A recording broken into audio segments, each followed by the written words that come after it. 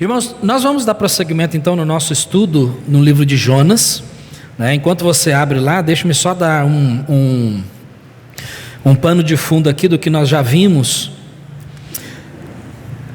Através do livro de Jonas, nós estamos estudando sobre o tratamento de Deus para o cristão desobediente. Falamos a respeito disso na semana passada, do fato de que quando nós recebemos Jesus como único e suficiente Salvador, nós recebemos também o Espírito Santo, que guia os nossos passos, nos leva aos caminhos direitos, de acordo com a vontade de Deus, mas também nós temos a nossa liberdade de escolha, porque afinal de contas Deus é justo e Ele não amarra ninguém, né? Ele não obriga ninguém a obedecê-lo. Cada um tem liberdade de escolha. Por isso nós lemos no começo da introdução, na introdução do culto, não só de hoje, mas da semana passada também. Eis que eu ponho diante de vós a vida, a morte, a bênção e a maldição. E semana passada, no Deuteronômio capítulo 30, nós ainda lemos que ele diz assim: escolhe, pois, a vida, a bênção, para que vivas, né? Então, nesse livro, Jonas recebeu a ordem do Senhor para ir a Nínive pregar o juízo de Deus, mas, ao usar a sua liberdade de escolha, ele escolheu ir em direção contrária, né, para a cidade de Tarsis. E aí nós vimos, né, um mapinha ali mostrando a direção. Então, um caminho que inicialmente deveria ser de 880 quilômetros mais ou menos, infelizmente ele escolheu uma direção contrária, né, muito mais distante, em torno de 3.800 quilômetros. Olha só, ele estava disposto a viajar para uma direção contrária, 3.800 quilômetros, pensando que iria conseguir fugir da vontade de Deus, da presença de Deus, né? Ele estava disposto a ir tão longe por causa da sua rebeldia contra Deus, achando que poderia ter uma vida bem-sucedida apesar da sua desobediência. E, irmãos, uma coisa que nós frisamos muito na semana passada: é impossível ter uma vida bem-sucedida diante de Deus. Não estou falando na sociedade. Socialmente, a pessoa pode ter uma vida bem-sucedida, ela pode ter um bom trabalho, pode ter bens materiais e tudo mais, mas diante de Deus é impossível ter uma vida bem-sucedida estando em desobediência. Então, uma coisa que nós vimos é que o profeta Jonas, ele é o retrato do coração do ser humano, um coração egoísta, rebelde e obstinado em ignorar a vontade de Deus, considerando a possibilidade de sucesso mesmo na desobediência. O que Jonas pensou foi: não, eu não vou pregar a Nínive, eu vou fugir para Tarsis e eu vou ser bem sucedido. Por quê? Porque eu vou ver aquele povo recebendo o juízo de Deus, e isso para mim vai ser uma vitória. Esse foi o pensamento de Jonas, por isso ele fugiu para Tarsis, e nós vamos ver esse fato também. O que nós aprendemos no capítulo 1, se lembra? A desobediência de Jonas trouxe consequências que ele não imaginava, mas Deus agiu com misericórdia. Após Jonas desobedecer a voz de Deus, o mandamento de Deus, e ir em direção contrária, entrando no navio, o Senhor enviou uma forte tempestade, né? E aí, nessa tempestade, o Senhor alcançou os marinheiros do navio. Eles começaram a clamar aos seus deuses, mas em determinado momento eles creram no Deus de Jonas, o Deus de Israel. E aí eles passaram a orar ao Deus de Israel e ofereceram sacrifícios ao Deus de Israel. Olha só como é que Deus faz, né? Então, essa é a misericórdia de Deus. Então, Jonas se dispôs a ser jogado ao mar para morrer, pois assim a tempestade cessaria, segundo ele. E ele diz: joguem-me ao mar. Ele estava disposto a morrer, e assim foi. Ele foi lançado ao mar. Jonas jamais conseguiria nadar a mar aberto até chegar em terra firme. Ele jamais conseguiria. Não existe um ser humano com fôlego para isso. E aí ele estava disposto a morrer, mas como a palavra de Deus diz em Lamentações capítulo 3, versículos 22 e 23, as misericórdias do Senhor são a causa de não sermos consumidos, porque elas se renovam a cada manhã. E nessa misericórdia do Senhor, ele enviou um grande peixe para engolir Jonas. Aquele peixe não fazia parte da correção de Deus, era o livramento do Senhor, porque Jonas ele morreria naquele mar. A única possibilidade, né, de ele estar vivo era estando dentro daquele peixe. De alguma forma o Senhor o protegeu dentro daquele peixe para que ele sobrevivesse ali dentro, e aí posteriormente aquele peixe o levou até a praia e lá ele foi vomitado.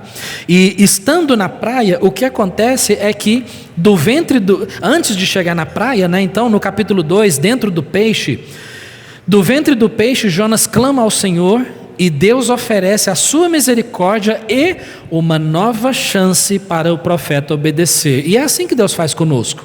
O Senhor, ele tem a sua correção, ele coloca a sua mão, a sua correção amorosa sobre nós, com o intuito de nos trazer para perto dele, de nos trazer para a obediência novamente. E nos trazendo para a obediência, ele nos dá uma nova oportunidade para obedecê-lo. É a misericórdia de Deus. É a misericórdia dele. Jonas recebeu uma nova oportunidade, né? E aí hoje nós vamos ver nos capítulos 3 e 4 sobre essa oportunidade, o que Jonas fez com a oportunidade que o Senhor o deu. No capítulo 3 nós vamos ver, já adiantando aos irmãos, que Deus usa o profeta para anunciar o juízo sobre os ninivitas, os quais se arrependem e recebem a misericórdia do Senhor. Vamos ler comigo? Olha lá capítulo 3. Jonas, capítulo 3.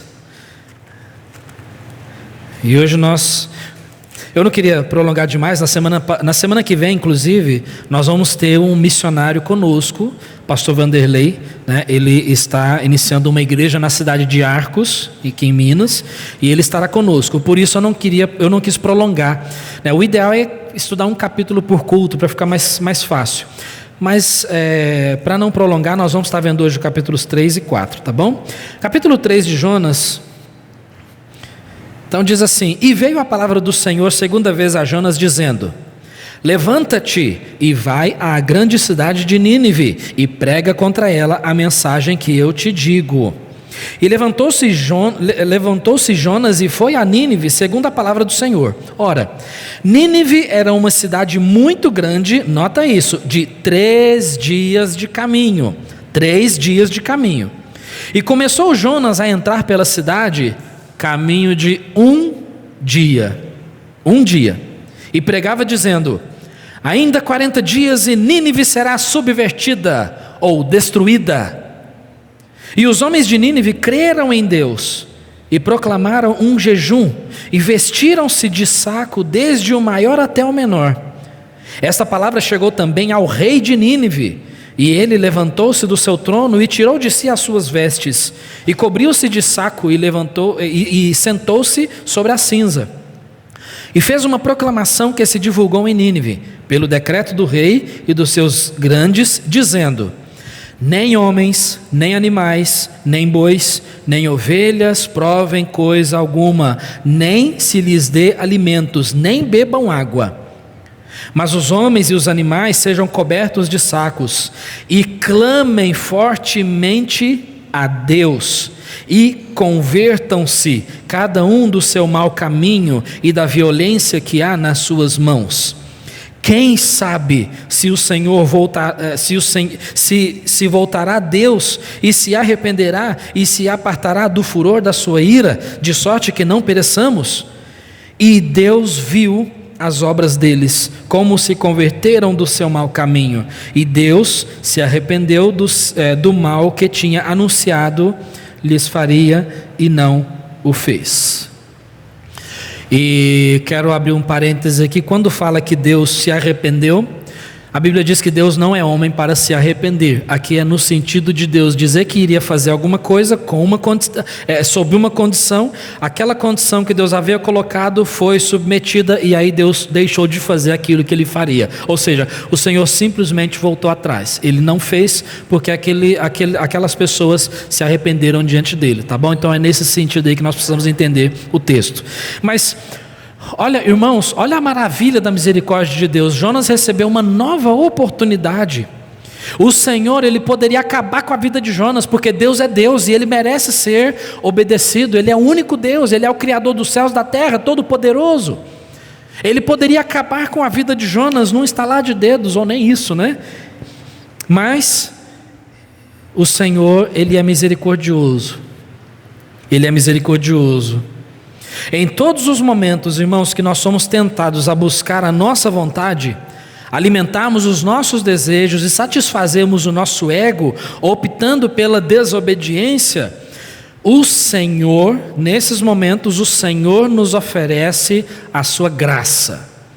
O Senhor nos oferece sempre a sua graça. Ele coloca diante de nós a vida e permite que a maldição também esteja diante de nós. E Ele diz: escolhe a vida. E essa vida só vem pela obediência. Então isso por causa da sua misericórdia. Então sempre que nós pecamos, nós estamos rejeitando a graça de Deus e a sua misericórdia sobre nós, e nós estamos deliberadamente escolhendo desobedecer a Deus. E foi justamente o que Jonas fez. Foi justamente o que ele fez. E qual que foi a decisão de Jonas diante disso? Ele foi pregar a palavra de Deus. Ele foi dizer ali o juízo de Deus sobre aquele povo perverso. A cidade de Nínive, de acordo com o versículo 3, ela era grande. Caminho de quantos dias? 3 dias. Jonas, ele entrou na cidade e pregou o caminho de quantos dias? 1. Ou seja, uma cidade que levava 3 dias de caminhada para atravessar toda a cidade, Jonas fez num dia. E aí nós podemos pensar nas possibilidades que a Bíblia não menciona. Mas ou Jonas, ele correu por toda a cidade anunciando o juízo de Deus, né, de forma corrida e como cumprindo uma obrigatoriedade, ou Jonas deixou de ir por toda a cidade. Porque você viu aqui que essa palavra que Jonas pregou chegou aos ouvidos de todo o povo, até aos ouvidos do rei. Então essa palavra dele ela foi espalhada por toda a cidade. E você viu o estilo de pregação dele? Que pregação mais amorosa e misericordiosa e bondosa, né, irmão? Você viu aqui? Ainda 40 dias e Nínive será subvertida, será destruída, será rebaixada. É nesse sentido. Ainda 40 dias, ou seja, daqui a 40 dias Deus vai destruir tudo. Deus vai destruir tudo. Poxa, que pregação mais amorosa, né? Gostosa de se ouvir. Mas, irmãos, o que a gente entende é o seguinte: sendo a palavra do Senhor, é o Senhor que está falando. A obra quem faz é Ele. E mesmo a palavra de Deus sendo pregada, parece que com uma má vontade, né? Parece que com um coração meio pelas metades, ainda assim a palavra de Deus, ela é fiel e ela ela cumpre o seu objetivo. Diz a palavra de Deus que a palavra do Senhor, ela, de qualquer jeito, ela vai cumprir o seu objetivo. Ou ela vai servir para salvar, ou ela vai servir para condenar. E nesse caso aqui, ela serviu para salvar. Serviu para salvar. Aí você viu o que aconteceu aqui? Todo o povo foi proclamado um jejum. E aqui o desespero era tão grande que até mesmo os animais foram proibidos de comer. Até os animais. Ué, animal jejua? Bom, nós estamos falando aqui de pessoas que não conheciam a Deus. Não conheciam a Deus. Então foi apregoado um jejum ali, né? E aí eles se arrependeram diante de Deus dos seus maus caminhos. Por quê? Porque a palavra de Deus fez o efeito. Irmãos, é impossível alguém ser salvo sem a palavra de Deus. Por isso é importante, é tão importante, por isso falamos tanto nesses dias. É importante que você pregue a palavra de Deus, é importante que você fale de Jesus, é importante que você pregue contra o pecado, que você pregue o arrependimento. Não existe salvação sem mencionar o pecado, sem mencionar a punição por causa do pecado que nós merecemos. Que tipo de salvação é essa? Dizer que Jesus salva. Ok, mas Jesus salva do quê? Então é necessário que se fale toda a palavra de Deus. E hoje, infelizmente, nós vivemos dias em que a palavra de Deus não é tão pregada assim. Falar de pecado hoje se tornou inconveniente, não é verdade? É inconveniente falar de pecado. É inconveniente convidar as pessoas para o arrependimento. Por quê? Convidá-las para o arrependimento significa que elas estão erradas em algum ponto. E ninguém quer ser errado, não é? Ninguém quer saber que está errado. As pessoas não querem. Mas é importante nós pregarmos a palavra de Deus. Foi uma mensagem curta e horrenda de destruição. Caminho de 3 dias, Jonas fez um dia só e rápido e de qualquer forma e saiu, e ele falou a palavra de Deus, como diz assim, como se diz, olha, cumpri o que foi me dado, mas não com o coração inteiro. E, irmãos, Deus conhece o nosso coração. Deus sabe exatamente o porquê que nós fazemos todas as coisas. Deus sabe por que você está aqui. Deus sabe por que você não está aqui quando não está. Deus conhece tudo. Deus conhece todos os nossos anseios, desejos, mas Ele também conhece todos os nossos pecados, más intenções. Ele conhece tudo. Deus sabe. E Ele conhecia o coração de Jonas, mas ainda assim a palavra fez efeito. Por isso nós precisamos obedecer a Deus com o coração inteiro, não pelas metades, com o coração inteiro. Uma meia obediência se torna uma desobediência. Por quê? Porque o Senhor, Ele quer o nosso coração por inteiro. Me lembro de uma ilustração que eu ouvi certa vez. O menininho estava na escola, né, e aí ele estava andando para lá e para cá. Não sei se talvez para aqueles que têm filhos aqui, talvez a diretora ou a professora da escola já falou: olha, o seu filho fica andando, ele fica levantando demais. E aí na salinha tinha um Joãozinho, né? Toda salinha tem um Joãozinho, e o Joãozinho estava andando demais pela sala. E a professora falou: Joãozinho, vai assentar no seu lugar. E nada. Joãozinho, vai assentar no seu lugar. E nada. Joãozinho, vai assentar no seu lugar agora, senão eu vou te colocar de castigo. Aí o Joãozinho, ele foi, assentou-se no seu lugar, olhou para a professora e disse assim: eu assentei, mas por dentro eu estou em pé.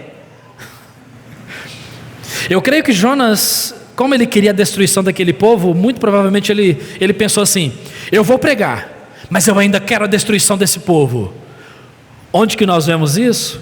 No capítulo 4 nós vemos isso, né? E nós vamos ver. Então, irmãos, diante de tudo isso, né, Jonas, diante dessa maravilha do Deus da salvação, qual foi a reação de Jonas? Qual foi a reação de Jonas? Com todo aquele sucesso, uma cidade inteira se convertendo ao Senhor, qual foi a reação de Jonas, né? É interessante, irmãos, Jonas, ele estava aqui obstinado em ver aquele povo sendo destruído, e ele estava obstinado em desobedecer a Deus. Tem um versículo muito importante na Bíblia que nós nunca devemos nos esquecer, que é Provérbios 29:11. O homem que muitas vezes repreendido, mas ele endurece a cerviz, de repente será destruído sem que haja remédio. O homem que é repreendido, mas ele endurece a sua cerviz, sabe o que é isso? É aquele homem que o Senhor mostra para ele vez após vez o que ele deve fazer, qual tipo de sentimento ele deve ter, qual tipo de atitude ele deve ter, quais tipos de ações ele deve praticar, mas ainda assim ele endurece a sua cerviz. Você sabe o que é cerviz? Sabe o que é cerviz? Se você olhar no dicionário, cerviz vem de cervical. Sabe o que é a cervical? E como que alguém endurece a sua cerviz? É quando você diz assim: olha para mim, e a pessoa está assim, olha para cá. Aí você faz assim, olha para cá, e a pessoa não quer olhar. Não quero. Isso é endurecer a cerviz. E Jonas, ele estava realmente endurecido. Qual foi a atitude de Jonas diante de tão grande sucesso da palavra de Deus? Capítulo 4, olha lá comigo no capítulo 4, versículos 1-5.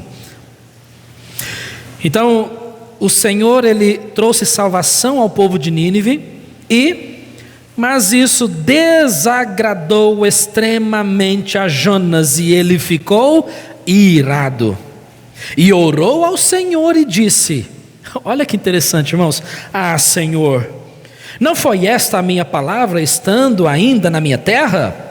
Por isso é que me preveni fugindo para Tarsis, pois sabia que és um Deus compassivo e misericordioso, longânimo e grande em benignidade, e que te arrependes do mal.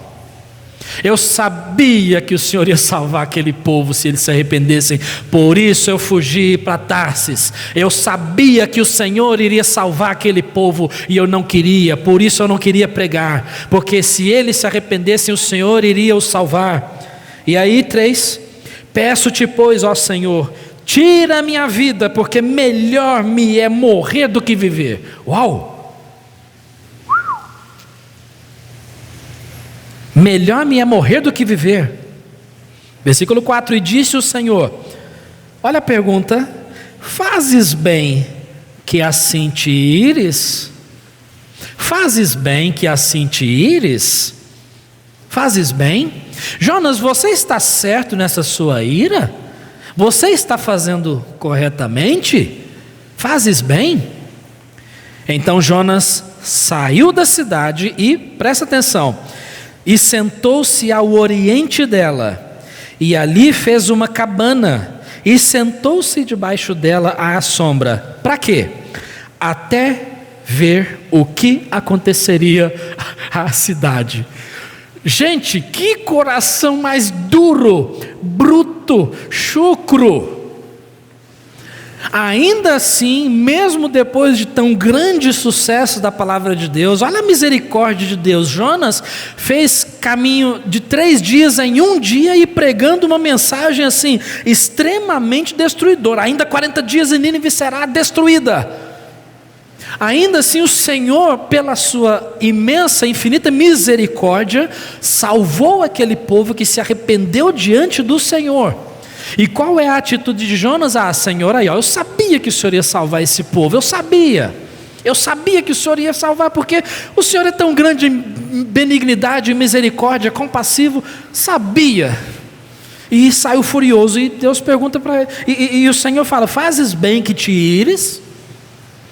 Irmãos, ele ficou tão furioso, tão angustiado com aquilo, que ele disse ao Senhor, Senhor Deus, me mata de uma vez, porque é melhor para mim estar morto do que estar vivo e vendo esse povo salvo. É melhor que o Senhor me mata de uma vez. Tudo bem, nós estamos falando aqui, lembra que nós falamos semana passada? Esse era um povo também obstinado na sua idolatria, na sua perversidade. Eles eram conhecidos pelas suas várias técnicas de assassinato, né? Um povo que não somente odiava a Deus, mas também odiava o povo de Deus. Eles odiavam o povo de Israel, né? Ou seja, humanamente falando, Jonas teria todos os motivos para poder querer desejar a destruição daquele povo. Jonas teria todos os motivos humanos. Mas os motivos humanos, eles vão em contrário com a palavra de Deus, com os motivos de Deus, porque o Senhor a vontade do Senhor é que nenhum se perca, senão que todos venham ao arrependimento, e a palavra de Deus é muito clara nisso. Irmãos, às vezes nós olhamos pessoas e pensamos assim, puxa vida, aquela pessoa ali deveria ser destruída, aquele deveria ser destruído. Por quê? Por causa da maldade que ele faz. Aquela pessoa não presta, aquela pessoa não merece a salvação de Deus, aquela pessoa não merece Jesus, aquela pessoa merece o inferno, ok? E você merece o quê? E eu mereço o quê? O céu? Então por que, irmãos, que muitas vezes nós cristãos, nós nos achamos tão melhores do que os incrédulos, ao ponto de nós não pregamos para eles o Evangelho, nós não falamos de Jesus. E aí quando eu estava estudando esse texto, eu comecei a pensar o seguinte, será que o fato de nós não pregarmos aos incrédulos também não significaria que no nosso subconsciente desejamos a destruição deles? Porque se eles não se arrependerem, eles vão para o inferno, e nós sabemos disso, mas ainda assim nós não pregamos o Evangelho. Será que no nosso subconsciente nós não queremos a destruição deles? Nós estamos consentindo com a destruição deles, porque não pregamos o Evangelho.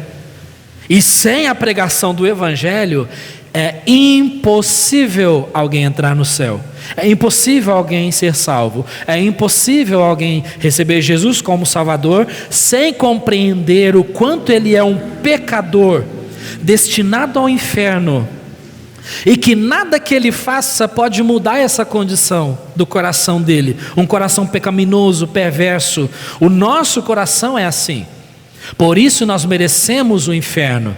Mas o Senhor Deus, como Ele é tão grande em misericórdia, né? Eu me lembro de Efésios capítulo 2, no versículo 4 diz assim, Efésios capítulo 2, versículos 1, 2 e 3, ele dá ali o diagnóstico do coração do ser humano. E diz ali que Deus nos vivificou estando nós mortos em ofensas e pecados. Aí ele começa a descrever: vós que em outro tempo andastes segundo o curso deste mundo, segundo os príncipes das trevas, fazendo a vontade da carne e dos pensamentos, nós éramos filhos da ira por natureza. Ou seja, desde que nascemos nós somos filhos da ira.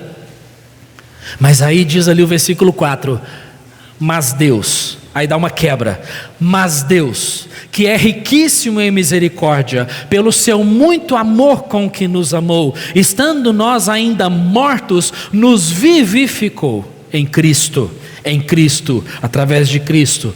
Esse é o Deus que nós servimos, é esse o Deus que deseja a salvação de todos os homens. O Senhor deseja.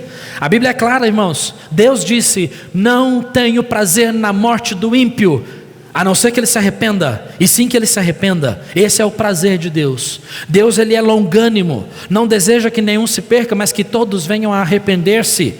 Timóteo capítulo 4, Paulo disse para Timóteo que é o desejo de Deus que todos os homens se salvem e venham ao conhecimento da verdade. E esse era o desejo de Deus para os ninivitas, mas para Jonas, não. Esse povo tem que morrer, tem que ser destruído. E quando o Senhor o salvou, Jonas ficou extremamente irado, ao ponto de desejar a morte, porque viu a salvação daquele povo. Irmãos, quero abrir um parênteses aqui e dizer o seguinte: será que algum de nós aqui já tivemos o prazer e o privilégio de conduzir uma alma a Cristo? Jonas, ele não somente conduziu uma alma, mas uma cidade inteira. Irmãos, eu vou dizer para os irmãos: não existe alegria maior do que você presenciar alguém recebendo Jesus como Salvador. Só que a única forma de você presenciar isso é pregando o Evangelho. Pregando o Evangelho. Não existe alegria maior. Tenha esse privilégio, evangelize, fale contra o pecado, fale do inferno, mas fale do perdão de Deus, do arrependimento. Pregue que Jesus é o único meio para a salvação. Tenha o privilégio de conduzir uma alma a Cristo e acompanhar aquela alma, ver aquela alma realmente dando frutos de salvação. Muitas vezes pregamos e pessoas fazem uma oração e não tem frutos, e não buscam a vontade de Deus, não buscam estar numa igreja que prega fielmente a palavra. Pessoas não buscam, não tem frutos de nada. Que tipo de salvação é essa? Agora, a maior alegria do nosso coração, irmãos, não é ser bem sucedido nessa terra. A nossa maior alegria não são essas coisas materiais. A nossa maior alegria é quando nós somos salvos e quando nós conduzimos outra pessoa a ser salva. Quando nós apresentamos o Evangelho para aquela pessoa, esse é o maior privilégio. E a Bíblia diz em Lucas capítulo 15, versículo 10, que existe alegria diante dos anjos de Deus por um pecador que se arrepende. Alegria diante dos anjos, alegria no céu, festa no céu por um pecador que se arrepende. Se há festa no céu por um pecador que se arrepende, que festa houve nessa ocasião aqui, em que uma cidade inteira se entregou ao arrependimento diante de Deus. Prega o Evangelho. Tenha o privilégio de conduzir alguém a Cristo. Infelizmente, a maioria dos cristãos nunca tiveram o prazer de conduzir alguém a Jesus. A maioria dos cristãos vão morrer sem levar uma alma sequer com ela para o céu. Infelizmente, irmãos, essa é a realidade. Que não seja assim com você e comigo. Vamos pregar o Evangelho, ganhe almas porque essa é a vontade de Deus. Jonas não tinha misericórdia nem compaixão daquele povo cruel. Não tinha.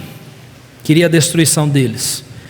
Diante disso, quando Jonas mostra essa indignação pela salvação daquele povo, qual foi a reação do Senhor? A resposta de Deus. Lembra? O que nós estamos falando? O tratamento de Deus para o cristão desobediente. Como que Deus trabalha no nosso coração? Então Deus está trabalhando no coração de Jonas. E nesse trabalho de Deus, Ele é tão perfeito na sua misericórdia, que Ele alcançou os marinheiros do barco, no capítulo 1. E Ele alcançou a cidade inteira de Nínive, no capítulo 3. E Ele aqui continua tratando do coração de Jonas, porque Jonas ainda está rebelde. Ele ainda está rebelde, mas ele ainda continua tratando. Olha comigo o versículo 6 então. Você viu ali no versículo 5, Jonas ainda tinha a esperança de ver o que talvez aconteceria alguma coisa naquela cidade. Mas no versículo 6 diz assim: e fez o Senhor Deus nascer uma aboboreira, e ela subiu por cima de Jonas, para que fizesse sombra sobre a sua cabeça, a fim de o livrar do seu enfado. E Jonas se alegrou em extremo por causa da aboboreira. Irmãos, desculpa, mas isso aqui parece, não sei, não sei nem o que dizer. Alguém que está indignado e irado por um povo que se curvou diante do Senhor em arrependimento e recebeu a misericórdia de Deus, ele está tão irado a ponto de desejar morrer. Mas agora aqui o Senhor começa a tratar o coração de Jonas e tenta enxergar esse tratamento de Deus. Ele começa a tratar o coração de Jonas aqui, e nesse tratamento o Senhor faz uma aboboreira. E essa aboboreira, de alguma forma, ela subiu ali, né? Talvez ela começou a subir ali pela cabana que ele fez e tudo mais. Talvez o sol, ele já deu uma virada, e aí o sol, a cabana já não estava sendo bastante, e o Senhor, então qual foi a atitude de Deus? Novamente misericórdia, porque o Senhor faz uma aboboreira que sobe sobre Jonas, para quê? O Senhor é claro dizendo aqui, a fim, com o objetivo de o livrar do seu enfado, trazer alívio para Jonas. Irmãos, quando você está no sol escaldante, uma sombra vem muito bem a calhar, não é verdade? O objetivo daquela aboboreira era trazer alívio ao enfado de Jonas. E qual foi a reação dele? Lógico, que bênção, oh, que ótimo, uma aboboreira para fazer sombra, ufa. Uau, como é que muda assim, né? Parece que ele é meio temperamental, não é? Ao mesmo tempo que ele está triste, angustiado, a ponto de querer morrer, está tão irado a ponto de querer morrer, aí agora ele já está, ufa, que bom, que bênção. Uau, que esquisito isso. Ele se irou pela salvação de um povo, mas se alegrou por uma planta? Tá. O Senhor continua tratando do seu coração. Versículo 7. Mas Deus enviou um verme, uma larvinha. Sabe aquele vermezinho que come planta? Aquele vermezinho que as irmãs, né, às vezes fica chateada porque você olha a plantinha ali, ela está cheia de furinho. O Senhor enviou um verme no dia seguinte, ao subir da alva, o qual feriu a aboboreira, e esta se secou. A felicidade de Jonas durou pouco. Sabe por que durou pouco? Porque a felicidade dele estava em coisas materiais. E, irmãos, coisas materiais não trazem felicidade permanente, momentânea sim, que na verdade não poderíamos dizer que é bem felicidade. Elas trazem até certo ponto uma alegriazinha, mas é tudo momentâneo, porque a nossa alegria, a nossa felicidade não está atrelada às coisas desse mundo. Irmãos, a nossa alegria não está condicionada às coisas que nos acontecem. Quando é que nós vamos aprender essa lição tão preciosa na palavra de Deus? A nossa alegria não tem nada a ver com o que fazem contra nós, com o que dizem sobre nós, com aquilo que nós temos ou deixamos de ter. Isso não traz felicidade verdadeira. A nossa felicidade não é isso. A nossa felicidade está em sermos salvos, a certeza de termos um lar celestial e enquanto esse dia não chegue, servimos ao Senhor nessa vida. Essa é a nossa alegria, a nossa satisfação é Cristo, mas para Jonas não.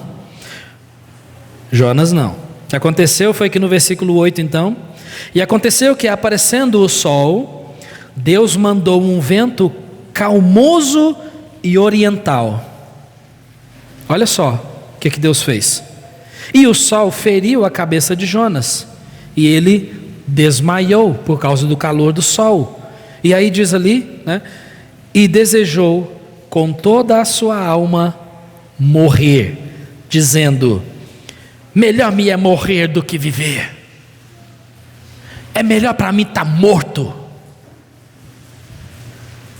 Talvez Jonas estava pensando assim: puxa vida, primeiro eu vejo o povo que eu odeio recebendo a misericórdia do Senhor, sendo salvo. Depois, um vermezinho come a aboboreira e eu não tenho mais a sombra. E agora esse sol escaldante queimando a minha cabeça e me fez desfalecer. Ah não, eu quero é morrer mesmo, eu tenho que morrer mesmo. Consegue enxergar aqui até que ponto que chegou de forma absurda essa obstinação de Jonas por estar irado com Deus, com a vontade de Deus? Consegue ver a rebeldia no coração desse homem? A rebeldia. Mas sabe de uma coisa, irmãos? Deus ele ainda está tratando do coração dele. Está tratando do coração dele. No versículo 9 diz assim: então disse Deus a Jonas: fazes bem que assim te ires por causa da aboboreira? Novamente o Senhor faz a mesma pergunta do versículo 4: fazes bem que te ires? Está certo essa sua atitude? E aí parece muitos crentes às vezes, né? Irmão, está certo essa sua atitude? Tá. Você tem razão em pensar dessa forma? Tenho. Você acha que você está certo? Tô.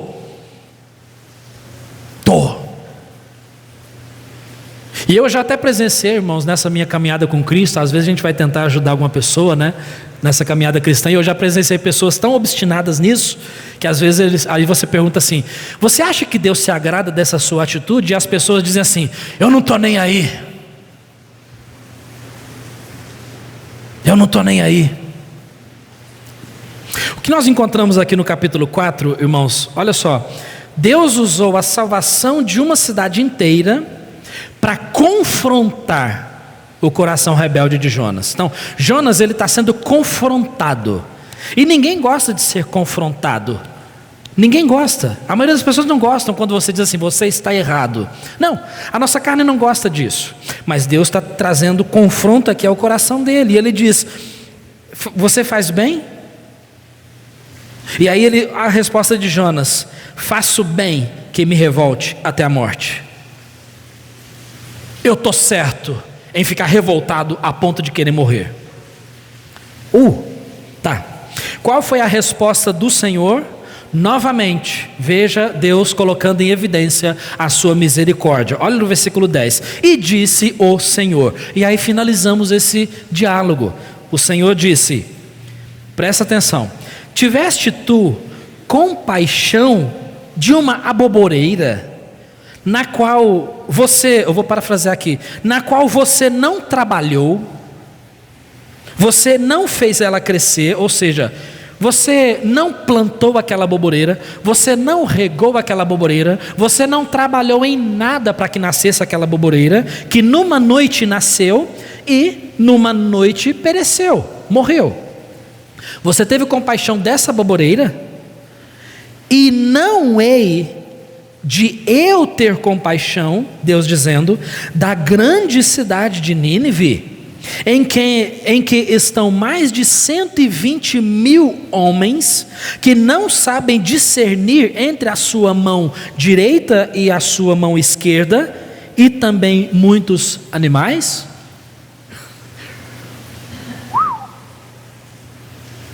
Que lição! Consegue enxergar aqui? Irmãos, quando eu me coloco dentro da história, eu fico maravilhado. Jonas, deixa eu te explicar. Você teve compaixão de uma aboboreira. Você ficou triste por causa da morte de uma aboboreira. Você não plantou aquela aboboreira, não te custou nada. Você não fez nada para que ela nascesse. Você não fez nada para que ela se mantesse viva. Você não fez nada. Eu coloquei aquela aboboreira.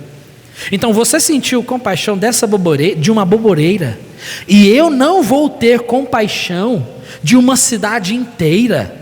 De uma cidade inteira. Mais de 120 mil homens que não sabem discernir entre a sua mão direita e a sua mão esquerda, ou seja, mais de 120 mil homens que não têm noção nenhuma,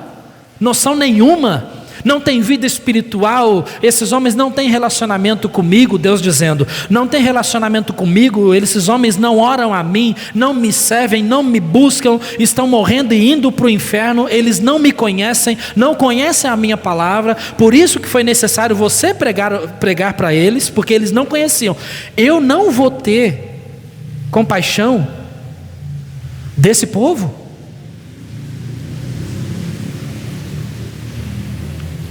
E aí termina o diálogo. O que aconteceu com Jonas depois, meus irmãos, não sabemos. Mas com certeza ele levou aqui uma grande lição consigo. Se ele aprendeu ou se submeteu a essa lição, mas a lição foi dada. O Senhor deixou claro. O Senhor deixou claro. Irmãos, muitas vezes nós não temos compaixão daqueles que estão lá fora. Pessoas sem noção nenhuma, achando que estão indo para o céu por causa das suas obras, pensando que estão indo para o céu porque seguem uma determinada religião, frequentam uma determinada igreja, pode ser igreja batista, pode ser qualquer outra igreja, qualquer outra religião, qualquer outra denominação, qualquer outra placa de igreja. Pessoas que acreditam que vão para o céu porque um dia vão chegar lá diante de Deus, e aí quando chegar lá, vai ter aquela famosa historinha da balança. Já ouviu a historinha da balança? Muitas pessoas acreditam nessa mentira de Satanás.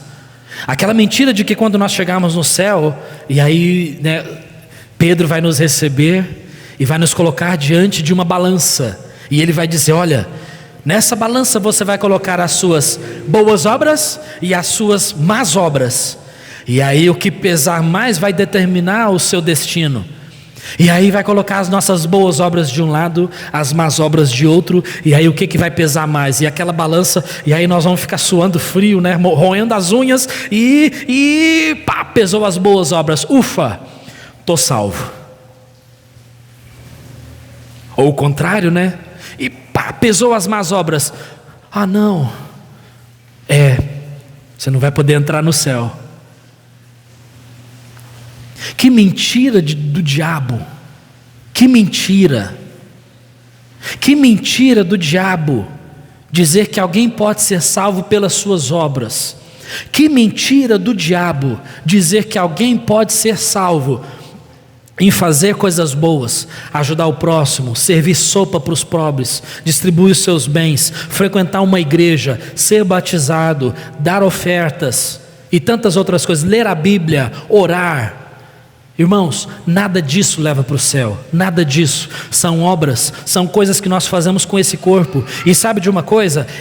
Através desse corpo, através das nossas obras, é impossível alguém entrar no céu. É impossível. Por isso que é tão importante, irmãos. Cada pessoa que está aqui, você já recebeu Jesus como Salvador? Como é que foi esse encontro seu com Jesus? Embora você não saiba a data, mas você tem que ter certeza que houve um encontro com Jesus. Como é que foi? Já se arrependeu dos seus pecados? Já pediu Jesus para salvar a sua vida? Porque senão, inferno. É o inferno o seu lugar. Seria um inferno para Nínive, para os ninivitas. Mas eles se submeteram à vontade de Deus. E eles foram salvos.